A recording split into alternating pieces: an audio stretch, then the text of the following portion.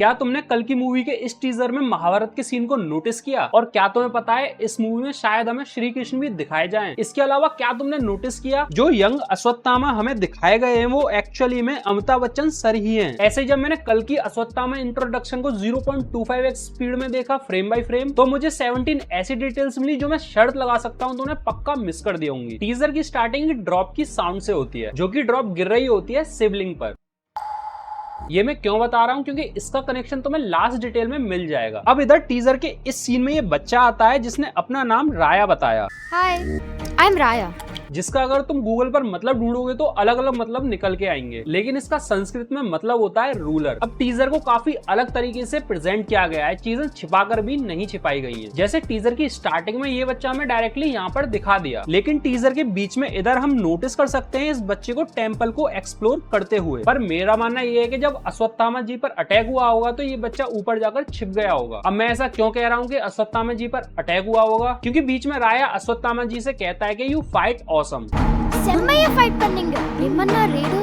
तो इधर एक्चुअली में ये हुआ होगा, ये बच्चा भागता हुआ आया होगा रेडर से, और इधर अश्वत्थामा जी ने लड़ाई की होगी उन रेडर से, जिसमें उन्हें थोड़ी बहुत लगी भी होगी, जिसकी डिटेल इस सीन में तुम नोटिस कर सकते हो खून के द्वारा कि उनके पेट में एक कट लग चुका है। इसके बाद राया कहता है I am Raya, what's your name. तभी हमें अश्वत्थामा जी के यंगर लुक को दिखाया जाता है, जिसका मैं तुम्हें बता दूं ये कोई दूसरा एक्टर नहीं है, ये खुद अमिताभ बच्चन सर हैं, जिनको डी एजिंग टेक्नोलॉजी से यंग किया गया है। और ये चीज हमने मार्वल की मूवी कैप्टन मार्वल में देखी भी थी निक फ्यूरी के साथ। अब अगर मैं बात करूं इस फ्रेम की, तो भाई साहब ये अलग ही सिनेमैटिक फील दे रहा है। और हाँ, इसको लेके मेरे कुछ अपने प्रेडिक्शंस भी हैं। अब ये जो सीन है ना यंगर अश्वत्थामा वाला, ये एक्चुअली में महाभारत का सीन हो सकता है, क्योंकि इनके फेस पर तुम ब्लड को नोटिस कर सकते हो और इनके माथे पर मणि को भी। लेकिन इनके ओल्डर लुक में अगर तुम देखोगे तो यहाँ पर मणि नहीं है। तो एक्चुअली में हुआ ये था, जब महाभारत का अंत चल रहा था तो अश्वत्थामा लड़ाई के द्वारा पांडवों का वंश खत्म करना चाह रहे थे, तो उन्होंने पांडवों की ओर ब्रह्मास्त्र चला दिया था। तो जवाब में अर्जुन ने भी ब्रह्मास्त्र चलाया, लेकिन एक ऋषि बीच में आके इनका ब्रह्मास्त्र रोक लेते हैं और बताते हैं कि ब्रह्मास्त्र से सारा संसार खत्म हो सकता है, तो इस ब्रह्मास्त्र को मत चलाइए। तो अर्जुन उनकी बात मानकर अपना ब्रह्मास्त्र वापस कर लेते हैं, लेकिन अश्वत्थामा जी को ब्रह्मास्त्र वापस करना नहीं आता था, तो ऋषि उन्हें अपने ब्रह्मास्त्र की डायरेक्शन बदलने को कहते हैं। लेकिन अश्वत्थामा उसकी डायरेक्शन अर्जुन के बेटे अभिमन्यु की वाइफ उत्तरा की ओर बदल देते हैं। अब उत्तरा के पेट में अभिमन्यु का एक बच्चा होता है, जिस बच्चे को ब्रह्मास्त्र खत्म कर देता है। ये सब देखकर श्री कृष्ण को आती है गुस्सा और वो अश्वत्थामा को श्राप दे देते हैं। अब श्री कृष्ण अश्वत्थामा को ये श्राप देते हैं कि तुम समय के अंत तक जीवित रहोगे, और जो तुम्हारे सर पर मणि है वहाँ पर एक घाव होगा जो तुम्हें दुख देगा समय के अंत तक। और वो वहाँ पर अश्वत्थामा की मणि छीन भी लेते हैं। तो यही कारण था कि ओल्ड अश्वत्थामा के सर पर कोई भी मणि नहीं मिलती है, लेकिन सिर्फ एक घाव रह जाता है। अब हम वापस उसी फ्रेम पर जाएं तो यहाँ पर शायद श्री कृष्ण श्राप दे रहे होंगे अश्वत्थामा जी को। अगर ऐसा है तो हमें इस मूवी में श्री कृष्ण भी देखने को मिल जाएंगे। ये वही महाभारत का सीन है। मैं इतना श्योरिटी से इसलिए कह रहा हूँ क्योंकि जब राया पूछता है व्हाट्स योर नेम, तभी हमें ये ग्लिम्स दिखाया जाता है। मतलब जब अश्वत्थामा जी से उनका कोई परिचय पूछता है तो उन्हें वही महाभारत का वो वाला श्राप वाला सीन याद आता होगा, इसीलिए हमें ग्लिम्स में ये वाला सीन दिखाया गया था उसी जगह पर। और अगर इधर तुम ध्यान से देखोगे तो तुम्हें एक सिनेमैटिक डिटेल भी दिख जाएगी। जब यंगर अश्वत्थामा आंखें बंद करता है तो तभी ओल्ड अश्वत्थामा की आंखें खुलती हैं, जो कि इंडिकेट कर रहा है टाइम को। फिर राया कहता है which language do I speak to you, generation gap में भी।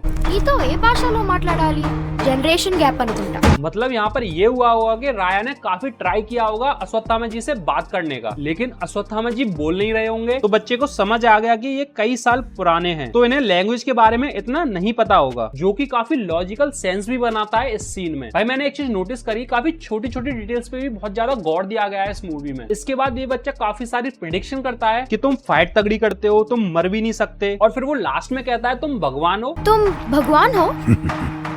तो उसके रिप्लाई में अश्वत्थामा जी हंसते हैं। तो उनकी हंसी की वजह काफी डीप हो सकती है कि लोगों को लगता है ये अमर हैं तो ये भगवान हो गए, लेकिन उन्हें क्या पता कितना दर्द और कितना सफर कर रहे हैं वो सदियों से। कितनी जनरेशन उनके सामने बनी और खत्म हुई, लेकिन उनका दर्द अभी तक चलता आया है। उनका अमर होने का वरदान ही उनके लिए श्राप बनकर रह गया। इतना कुछ छिपा हुआ था एक हंसी में। खैर ये मर्दों की पुरानी आदत रही है अपनी हंसी के पीछे अपने दर्द को छुपाने की। इसके बाद अगर तुमने इस सीन में ध्यान दिया होगा तो शिवलिंग पर पानी की ड्रॉप गिरना बंद हो गई। तभी अश्वत्थामा जी रुक जाते हैं और चेक भी करते हैं, जिसके बाद वो कहते हैं अब मेरा समय आ गया है, मेरे अंतिम युद्ध का समय आ गया है। अब मेरा समय आ गया है, मेरे अंतिम युद्ध का समय आ गया है। अब अगर तुमने ध्यान दिया हो तो स्टार्टिंग में मैंने ये चीज हाईलाइट की थी, टीजर की स्टार्टिंग वाटर ड्रॉप के साथ होती है और टीजर की एंडिंग भी वाटर ड्रॉप और शिवलिंग के साथ हुई थी। और अगर तुमने ध्यान दिया हो तो बीच बीच में वाटर की ड्रॉप गिरती हुई दिखाई गई थी शिवलिंग पर। काफी तगड़ी अटेंशन टू डिटेल डाली गई है इस छोटे से टीजर में। इसके बाद अब अश्वत्थामा जी ने कहा मेरे अंतिम युद्ध का समय आ गया है। तो उन्होंने ऐसा इसलिए कहा क्योंकि कलयुग जब अपनी चरम सीमा पर होगा तो कल्कि जी का अवतार जन्म लेगा। मतलब कली जो इस कलयुग का विलन है उसको मारने के लिए कल्कि जी आएंगे। तो उनका साथ देने 7 चिरंजीवी आएंगे जो महाभारत और रामायण के समय से इंतजार में थे। अगर मैं इन 7 चिरंजीवियों के नाम बताऊं तो इसमें हनुमान जी, किंग महाबली जी, वेद व्यास जी, विभीषण जी, कृपाचार्य जी, परशुराम जी और अपने अश्वत्थामा जी। अगर भाई साहब मजाक से हटके ये सारे लोग दिखाए गए ना और सारी की सारी स्टोरी कनेक्ट कर गई महाभारत और रामायण से, तो भाई साहब मैं सच बता रहा हूँ पागल हो जाऊंगा इसके पीछे। मैं कसम से पप्पी ले लूंगा डायरेक्टर और स्टोरी राइटर्स की। अब इसके बाद राया पूछता है हु आर यू, तो उसके बाद हमें कई सीन्स काफी ज्यादा फास्ट दिखाए जाते हैं। असल एवर नुव्वु,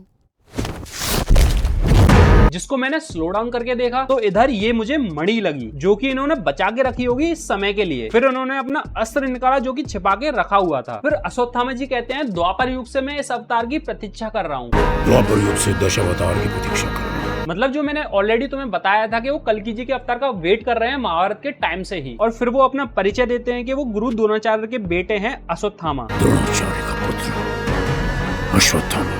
अब इसके बाद एक चीज मुझे काफी इंटरेस्टिंग लगी, इस टीजर की एंडिंग हुई थी शिवलिंग को दिखाकर और इस टीजर की शुरुआत भी हुई थी शिवलिंग से ही। वैसे जहां तक मुझे लगता है शिव जी इस मूवी के अंदर सेंट्रिक पार्ट रहेंगे पूरी स्टोरी का और शायद हमें क्या पता शिव जी का अवतार भी देखने को मिल जाए। वैसे प्रवास एस भैरवा का एक पोस्टर आया था तो मैं तुम्हें बता दूं भैरवा शिव जी का ही नाम है। वैसे भाई सच बताऊं मुझे वाइब तो आ रही है मूवी के अंदर काफी बड़े बड़े अवतार दिखाए जाएंगे, लेकिन तुम्हें क्या लगता है ऐसा होना चाहिए या फिर नहीं? मूवी में श्री कृष्ण और बाकी चिरंजीवी होने चाहिए या फिर नहीं? कमेंट में जरूर बताना, मैं जरूर देखना चाहूंगा। भाई एक ब्रेकडाउन वीडियो बनाने में काफी ज्यादा मेहनत लगती है तो एक लाइक जरूर देके जाना। और मैंने एक चीज नोटिस करी है 99% जो लोग इस वीडियो को देखते हैं वो सब्सक्राइब नहीं करते, तो भाई सब्सक्राइब भी कर ही लेना क्योंकि इस चैनल में काफी तगड़ी ब्रेकडाउन वाली वीडियोस डालता रहता हूँ जिन्हें तुम चेकआउट कर भी सकते हो। तब तक के लिए मिलते हैं अगली किसी वीडियो में। Tata bye bye.